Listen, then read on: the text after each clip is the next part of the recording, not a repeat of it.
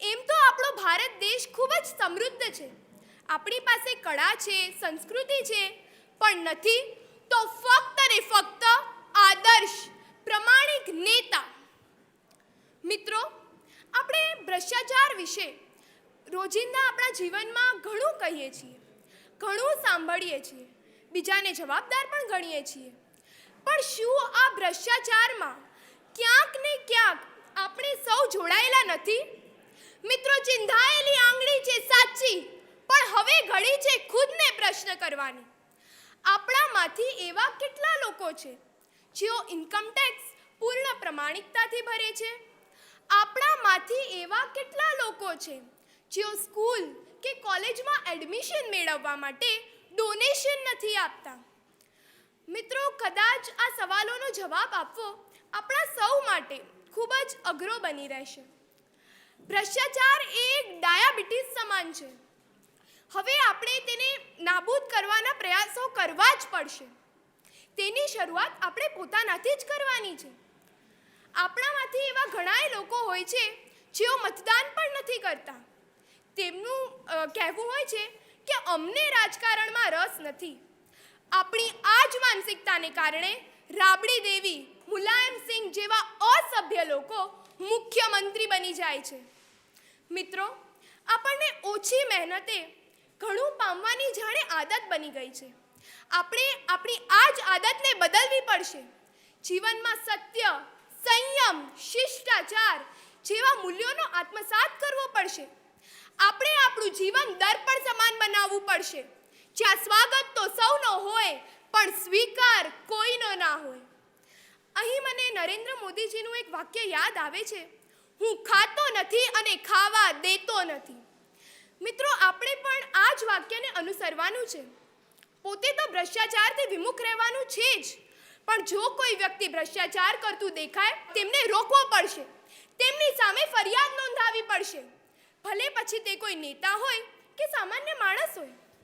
મિત્રો, મને પૂર્ણ વિશ્વાસ છે જો આપણે સૌ મળીને એક નવા ઉમંગથી, નવી આશા સાથે ભ્રષ્ટાચારને નાબૂદ કરવાના પ્રયત્નો કરીએ તો ભારતને ભ્રષ્ટાચાર મુક્ત રાષ્ટ્ર થતા કોઈ રોકી શકે તેમ નથી. તો ચાલો ભ્રષ્ટાચારના આ પાયાને હચમચાવી દો. ચાલો એક નવો ઇતિહાસ રચી દો. Thank you. मुझे लगता है कि ये विषय जो है वो हमें बहुत ही प्रेरणादायी रहा. उनके भी इस वक्तव्य में उलझन भी थी और उसका सुझाव भी था. तो ये एक विशेष बात है वक्तव्य में कि उलझन भी रहती है और उसके सामने सुझाव भी रहता है. मैं V3 त्यांना विनंती करतो की आपला मंतव्य आपल्या समोर ठेवावा. अध्यक्ष महोदय, गुरुजन वर्ग आणि माझ्या जमलेल्या बालमित्रांनो, भ्रष्टाचार निर्मूलनामध्ये माझं योगदान या विषयावर बोलण्यासाठी मी इथे उभी आहे. भ्रष्टाचार निर्मूलनामध्ये माझं योगदान या विषयावर बोलण्यापूर्वी या भ्रष्टाचाराची सुरुवात कुठे होते याचा विचार करणं जास्त महत्त्वाचं नाही आहे. आपण लहान असतो ते आपल्याला गाणं शिकवलं जातं, ये रे ये रे पावसा आणि पुढे काय, तुला देतो पैसा म्हणजे पैसे दिल्याशिवाय पाऊस सुद्धा येणार नाही, हे लहानपणी आपल्या मनावरती बिंबवलेलं असतं. एखाद दिवशी जर आपला शाळेचा पेपरचा अभ्यास झाला नसेल, आपण देवाजवळ जातो आणि देवाला म्हणतो, देवा आज माझा अभ्यास झाला नाही बरं का, मला परीक्षेत चांगले मार्क मिळू देत. म्हणजे आपण देवाला सुद्धा लाचच देतो ना. देवाला म्हणतो, देवा तुला मी नारळ फोडेल बरं का, ही एक प्रकारची लाचच झाली नाही का. आपण पावसाला लाच देतो, देवाला लाच देतो आणि घरी लाच घेतो. म्हणजे एखाद दिवशी जर आपल्याला शाळेत जाण्याचा कंटाळा आला ना, की आपल्याला आई म्हणते, बाळा तू शाळेत गेलास ना, बाबा बाई चॉकलेट देतील बरं का. म्हणजे ही एक प्रकारची लाचच झाली नाही का. आणि मग हा चॉकलेट पासून सुरू झालेला भ्रष्टाचार आदर्शपर्यंत जातो. किती कमालीची गोष्ट आहे ना. आपण आदर्श माता ऐकली, आदर्श पिता ऐकला, पण भ्रष्टाचार सुद्धा आदर्श असू शकतो हे ऐकायला लागणं किती दुर्दैवाची गोष्ट आहे ना. पण या भ्रष्टाचाराला सुरुवात का होते, लोक याला प्रवृत्त का होतात, जेव्हा आपलं उत्पन्न हे आपल्या खर्चापेक्षा कमी असतं तेव्हा आपल्या गरजा भागवण्यासाठी दुसऱ्या कुठल्या तरी मार्गातून पैसा आणावा लागतो. तिथेच खरी भ्रष्टाचाराला सुरुवात होते. या भ्रष्टाचाराला काही वेळेला आमच्यासारखी लहान मुलं सुद्धा कारणीभूत ठरू शकतात. कारण आजूबाजूच्या मुलांनी आणलेले छान छान ड्रेस, त्यांच्या आईवडिलांनी घेतलेले महागडे मोबाईल्स, लावलेले मोठे मोठे क्लासेस हे पाहून आपणही अशीच अपेक्षा करतो की आपल्या आईवडिलांनी आपल्याला असंच द्यावं. पण जेव्हा आपले हट्ट पुरवण्याची त्यांची कुवत नसते, आपण पण भरपूर हट्ट करतो. ते हट्ट पुरवण्यासाठी त्यांना दुसऱ्या कुठल्या तरी बाहेरच्या मार्गातून पैसा आणावा लागतो. तिथेच खरा भ्रष्टाचाराचा जन्म होतो. भ्रष्टाचार निर्मूलनामध्ये जर काही माझं योगदान असेल तर मी अशी कुठल्याही पद्धतीची अपेक्षा माझ्या आई वडिलांकडून करणार नाही. तर त्या मोठ्या मोठ्या क्लासेसमध्ये जे काही चांगलं शिकवलं जातं ते मी माझ्या स्वअध्ययाने मिळवील आणि चांगली गुणवत्ता प्राप्त करेल की ज्याच्या जोरावर मला कॉलेजमध्ये चांगलं ॲडमिशन मिळेल.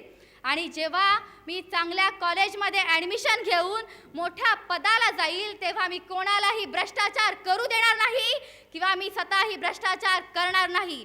पण तुम्हाला असं वाटत असेल की मी पैसा कमवणार नाही, मी पैसा कमवणार, पण तो चांगल्या मार्गाने कमवणार.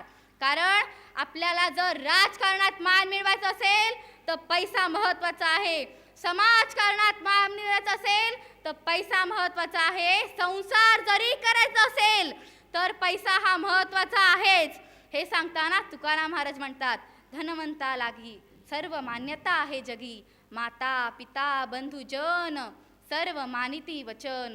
म्हणजे जीवनामध्ये पैसा हा महत्त्वाचा आहेच, पण तो चांगल्या मार्गाने जोडलेला. म्हणून मी इथे संकल्प करते की कुठल्याही पद्धतीच्या वाम मार्गातून आणलेला पैसा मी घरी आणणार नाही आणि कोणालाही आणू देणार नाही.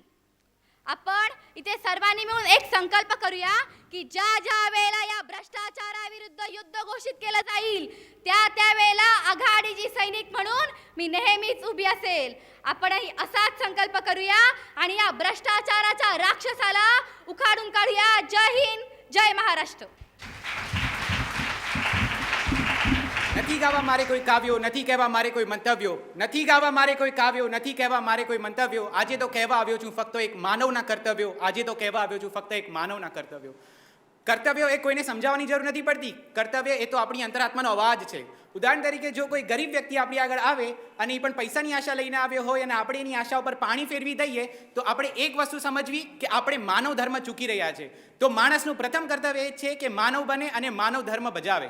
આપણે શરૂઆત કરશું પરિવારથી. પરિવારનું પ્રથમ સદસ્ય એટલે કે આપણી માં જે બાળકને જન્મ આપે છે તેમાં સંસ્કારોનું સિંચન કરે છે, તેનું આખું જીવન ઘડે છે. તેથી જ તો કોઈએ કહ્યું છે કે જનનીની જોડ સખી નહીં જડે રે લોલ, મીઠા મધુ ને મીઠા મેહુ લારે લોલ, એથી મીઠી તે મોરી માં તરે, જનનીની જોડ સખી નહીં જડે રે લોલ. ગરીબ વ્યક્તિના ઘરમાં એક ટંકનું ભોજન લાવવું પણ મુશ્કેલની વાત હોય છે અને એમાં પણ જો બાળકોની સંખ્યા વધારે હોય અને ભોજન ઓછું પડતું હોય તો એક ઉદ્ગાર નીકળશે અને એ પણ ફક્ત માના મોઢામાંથી કે બેટા તું જમી લે, મને આજે ભૂખ નથી. આખો દિવસ કમાણી કરતો, બપોરે ભોજન ન લેતો, તડકામાં ફરતો અને પોતાના બાળકોનું ભવિષ્ય સુરક્ષિત કરવા માટે કામ કરતો એ જ સાચો બાપ છે. અને આ મા બાપ પ્રત્યે આપણા કયા કર્તવ્યો છે એ મારે તમને કહેવાની જરૂર નથી. હવે આપણે વળશું સમાજ તરફ. સમાજ એટલે શું જ? આ જ પરિવારોનો સમૂહ. તો આપણું જે કર્તવ્ય આપણા એક પરિવાર તરફ બને છે તે જ પરિવારોના સમૂહ પ્રત્યે બને છે. સમાજ એટલે આપણી ઉપર લાદેલા બંધનો.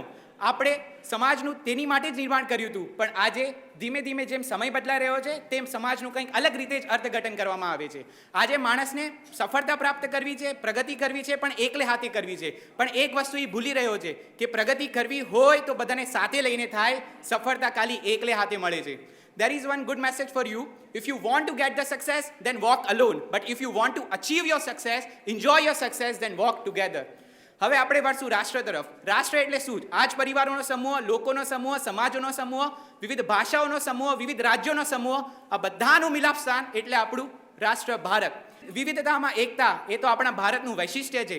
ઈસવીસન 1800 પછી ભારત આ એક આપણો રાજ્ય છે, આપણું રાષ્ટ્ર છે, એક કન્સેપ્ટ આગળ આવ્યો અને બધા લોકોએ એને સાથ આપ્યો. એની પ્રથમ અસર આપણે 1857ના બળવામાં જોઈ, જે ત્યારે આગ ભડકી હતી, એને કારણે આપણે આઝાદી જોઈ શક્યા. પણ આજે એ જ આગ ધીમે ધીમે ઓલવાઈ રહી છે. આજે 100% લોકોમાંથી 40% લોકો જ મતદાન કરે છે અને 60% લોકો મતદાન નથી કરતા. પણ આ 60% લોકોને ઇન્ડિયન આઇડલ જેવા કોઈ રિયાલિટી શોઝ હોય એમાંના કોઈ પણ પરફોર્મરને આગળ આપવા માટે એ લોકોનું ભવિષ્ય સુધારવા માટે કરોડોની સંખ્યામાં વોટ કરે છે, પણ આપણા ભારતનું ભવિષ્ય કયા હાથમાં જઈ રહ્યું છે એ તો જુઓ. એની માટેનો એક સરળ ઉપાય છે જે મેં કાઢ્યો છે. આ મારા એક વિચારો છે. આપણે જેને લાગતું હોય કે હવે એની પાછળનું એક મહત્વનું કારણ એ છે કે બધા લોકો કહે છે કે કોઈ સારો યોગ્ય ઉમેદવાર નથી, લોકો ભ્રષ્ટ છે, આમ છે, તેમ છે, ઘણી વસ્તુઓ અસ્તિત્વમાં આવે છે અને એ લોકો વોટ નથી કરતા.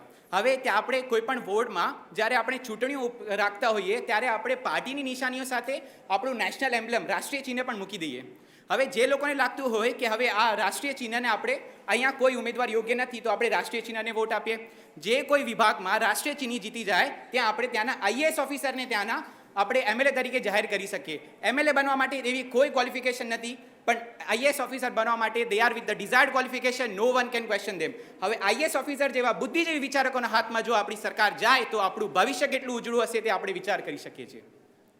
આપણા ભૂતપૂર્વ રાષ્ટ્રપતિ અબ્દુલ કલામે IMM 2020 દ્વારા એક સુનારું સપનું જોયું હતું અને તેનો સંપૂર્ણ growth of the nation depends on we, but we are in general nowadays we are concerned with I or you.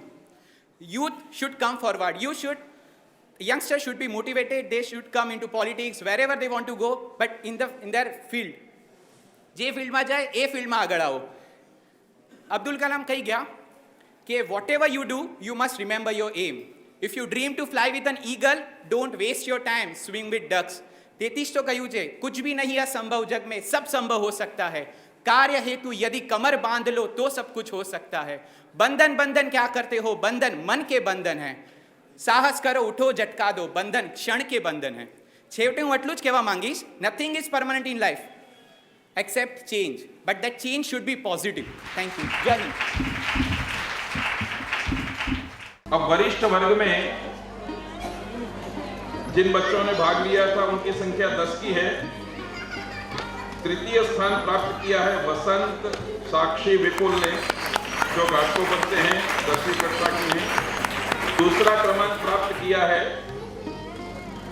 निधि डुग्गल ने, जो बांद्रा से आई हैं.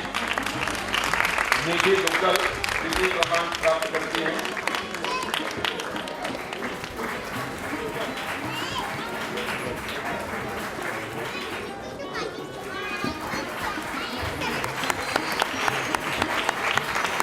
इनको भी हम तालियों से अभिनंदन करना चाहेंगे.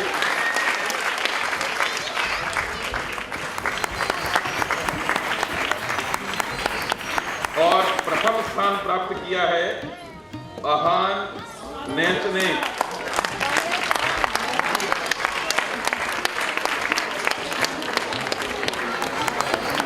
सभी बच्चों को, उनके शिक्षकों को, उनके माता पिता को, परिवार को हार्दिक अभिनंदन. धन्यवाद.